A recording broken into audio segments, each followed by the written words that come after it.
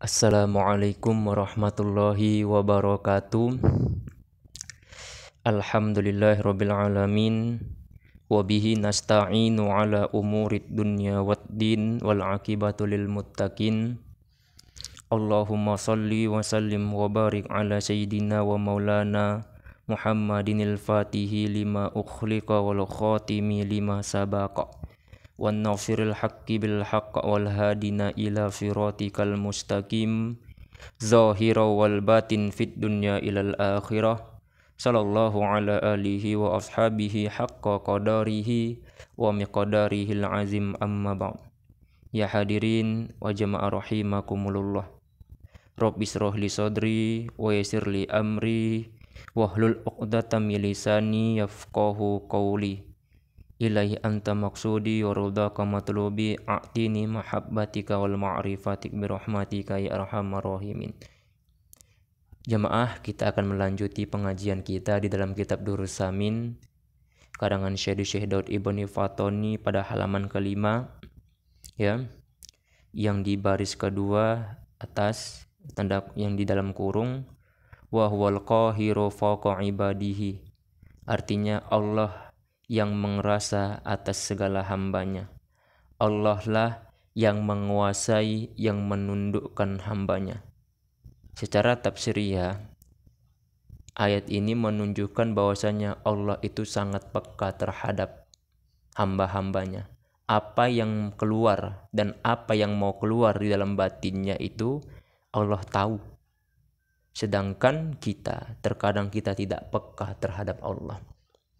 Terkadang kita terhijab dia kepada Allah. Maka betapa ia tersembunyi padahal ia terlebih zahir daripada tiap-tiap sesuatu. Allah itu sangat ghaib, tersembunyi. Namun ia terlebih zahir daripada tiap-tiap sesuatu. Dan hanya sungguhnya terdinding makhluk itu daripada sebab sangat nyatanya dan sangat cemerlangnya cahayanya.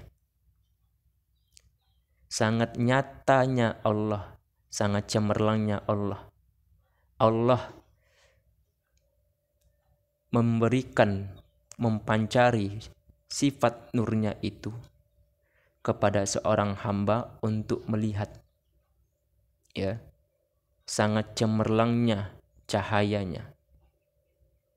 Dengan nur Allah itu kita mampu melihat yang zahir dan seharusnya yang batin juga. Namun pada aplikasinya terdinding seorang hamba karena melihat sebatas zahir yang dijadikan.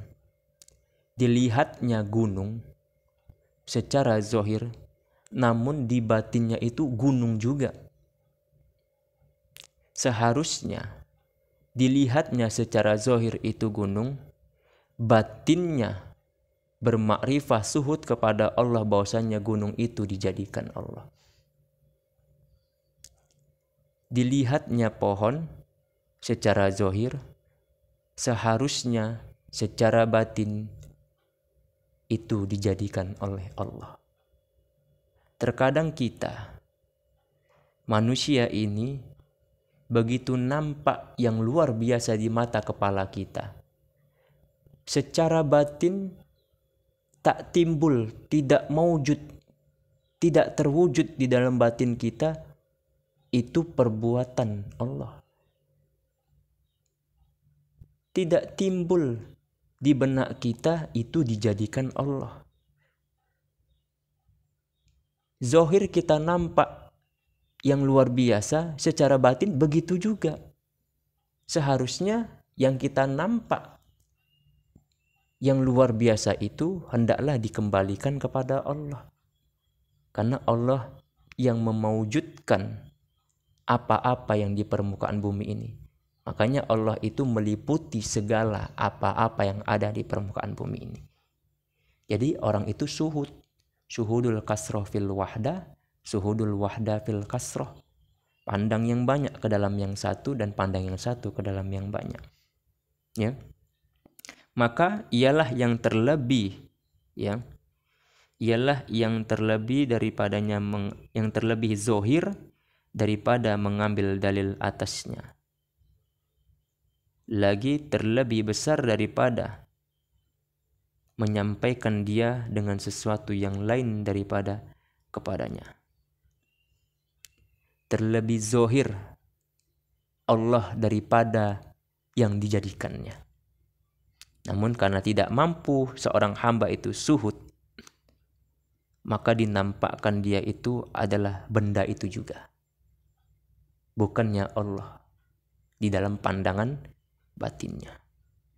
Seharusnya ketika dia nampak apa yang dijadikan Allah, pandanglah itu atas perbuatannya Allah. Pandanglah itu atas sifat dan asma'nya Allah. Itulah orang-orang yang suhud, ya.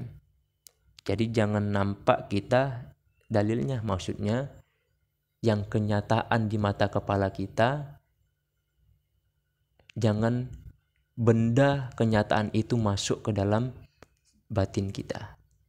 Tapi yang nampak di mata kepala kita itu benda yang dijadikan, tapi di dalam batin kita itu diciptakan oleh Allah. Itu atas dasar maujudnya. Jadi maka orang-orang itu akan senantiasa dia terdinding, terhijab dia kepada Allah. Seharusnya apa yang dijadikan Allah itu sebagai bahan pengkajian. Dia berpikir, tafakkaru fi khalqillahi ta'ala wala tafakkaru fi zatillahi ta'ala. Pikirkan apa yang dijadikan oleh Allah dan jangan engkau pikirkan pada zatnya. Jadi yang dijadikan oleh Allah, maujud itu sebagai bahan pengkajian untuk mengenal kepada Allah. Sama dijadikan Allah diri kita, zahir dan batin, pandang diri kita, ya, pandang batin kita, karena itu maujud yang dijadikan oleh Allah. Disitulah barang siapa yang mengenal dirinya, maka dia akan mengenal Tuhannya, ya.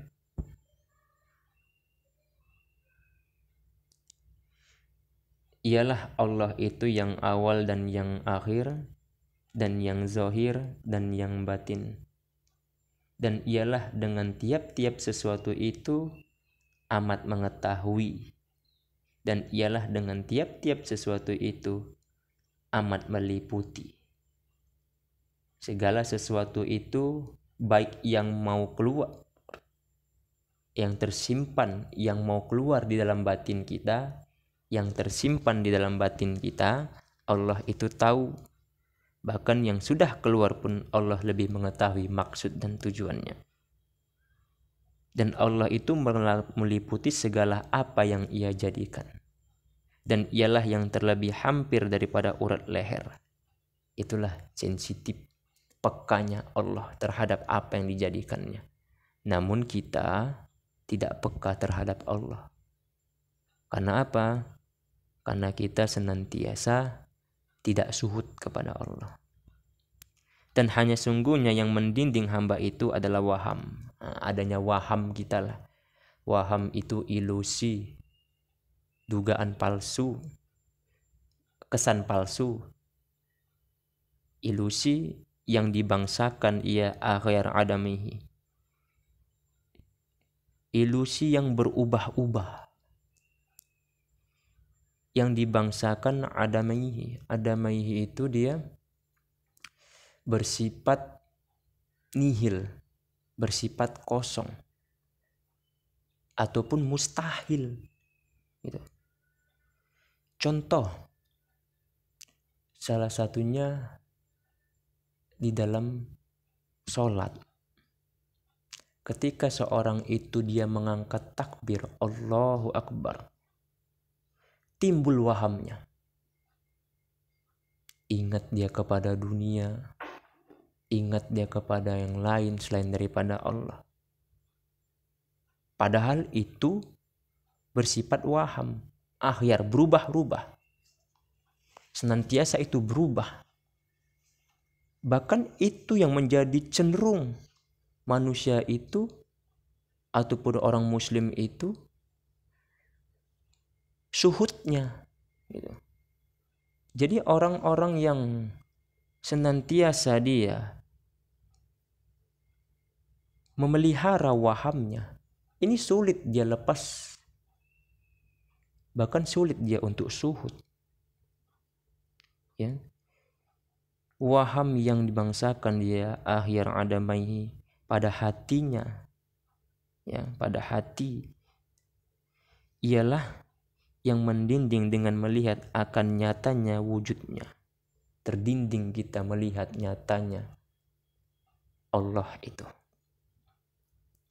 Karena sebab bersusunnya ain asar. Ketika kita Allahu Akbar, nampak di benak kita pekerjaan kita, nampak di benak kita profesi kita. Kemudian kita konfirmasi. Di dalam sholat itu terus berlanjut dia ceritanya. Dipikirkan kita ini, itu, sampai dia kita dilalaikan oleh Allah. Maka itulah yang bernamakan ain asar. Ya.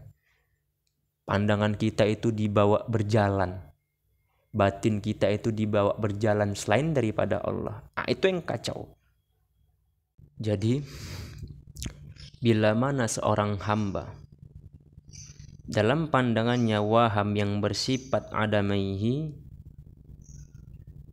yang bersifat ainun asar, maka orang itu suhudnya tidak kepada Allah.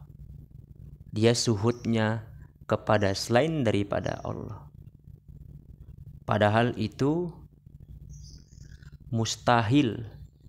Bahkan padahal itu bernilai nihil. Dan padahal itu gangguan-gangguan di dalam ibadah kita untuk suhud kepada Allah. Tapi kita pakai.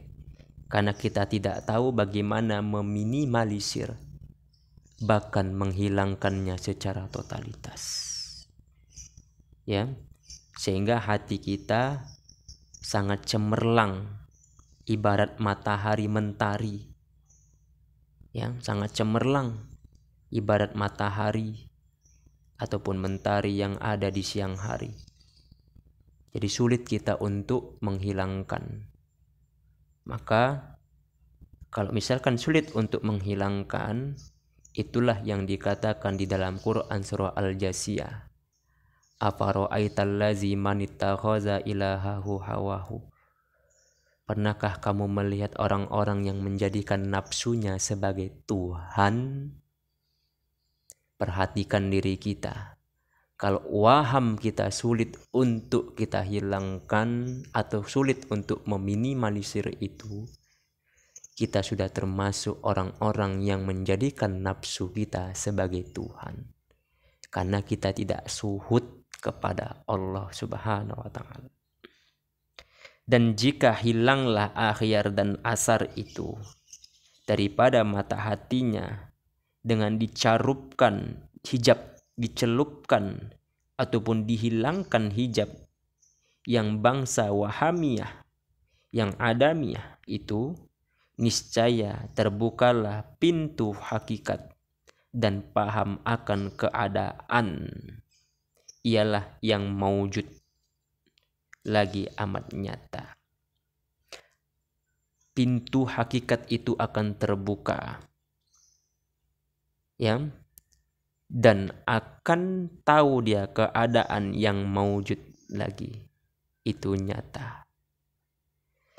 Jadi seseorang ketika di dalam hatinya itu latifah-latifah yang ada di dalam hatinya itu tidak terbuka dia kepada Allah, ataupun latifah-latifahnya itu cenderung kepada kebendaan-kebendaan, maka itu dia akan terhijab.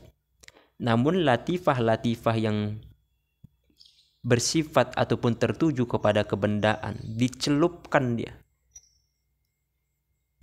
dicarupkan, diolah dia.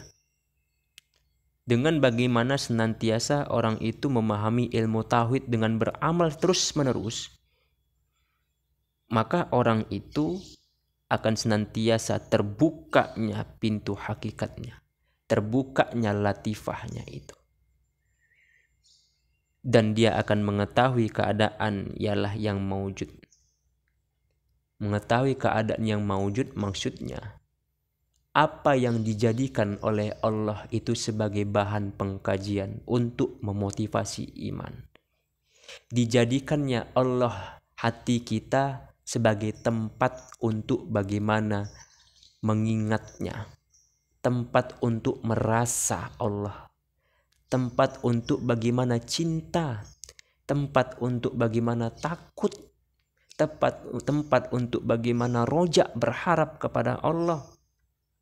Namun hati yang dijadikan Allah sebagai tempat mewujud halnya, kita masukkan kebendaan-kebendaan.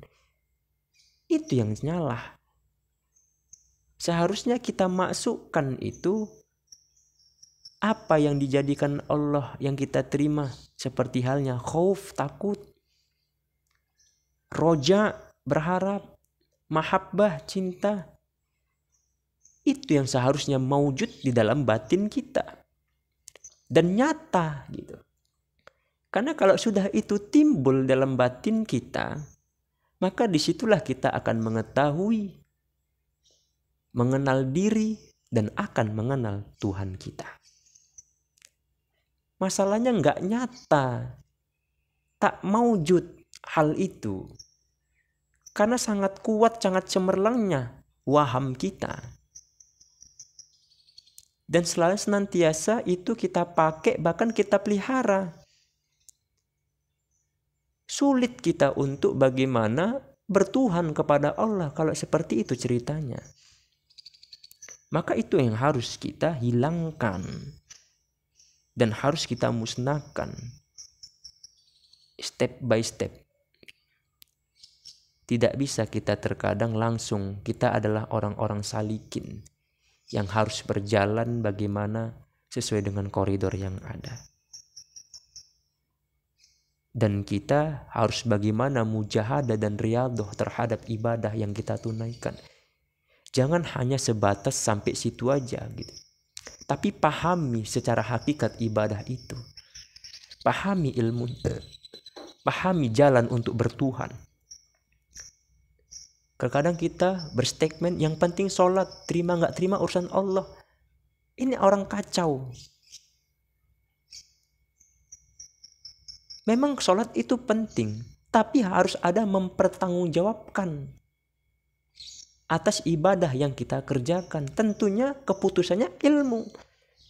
Awak menolak ilmu tauhid, menolak bahwasanya ilmu tauhid itu akan menjadi gila. Inilah orang-orang yang jahil, yang tidak tahu, bahkan berani berstatement seperti itu. Padahal dengan ilmu tauhid inilah menghantarkan akal, keyakinan kita untuk bagaimana mengenal kepada yang maha qadim. Sedangkan kita baharu yang pasti akan musnah. Tapi terkadang adanya waham, kita merasa qadim dan kita merasa lebih hebat, jago. Maka itu kita pelihara. Sehingga masuklah benda-benda yang dalam batin kita. Materialistis, kebendaan-kebendaan yang pada dasarnya itu adalah gangguan di dalam ibadah kita. Ya. Jadi kita harus bagaimana terus berjuang untuk memahamkan ilmu-ilmu tauhid dan kita tunaikan beramal kepada Allah. Dan niscaya keluarlah cahaya matahari ma'rifah. Kalau orang itu sudah tahu, mengenal dia kepada Allah, terbuka pintu hakikatnya, paham dia akan keadaan hal yang dia terima, ya, maka dia akan keluar cahayanya, cahaya matahari ma'rifah. dan cahaya ilmu